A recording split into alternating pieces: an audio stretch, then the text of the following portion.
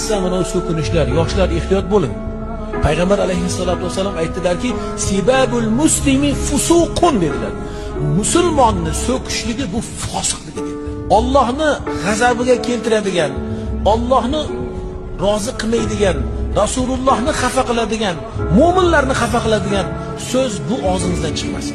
Qanaqadir bir haligi musulmonni og'zidan chiqmaydigan gaplarni gapirganlarda o'sha vaqtda qaytaramiz. O'y, birodar, bu tilingiz bilan siz Qur'on o'qiysiz, ehtiyot bo'ling. Bunda Qur'on sizning qalbingizga kirmaydi.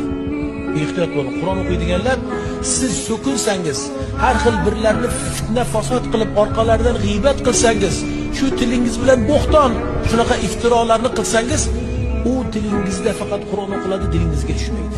Va Qur'on ham tilingizda aksi.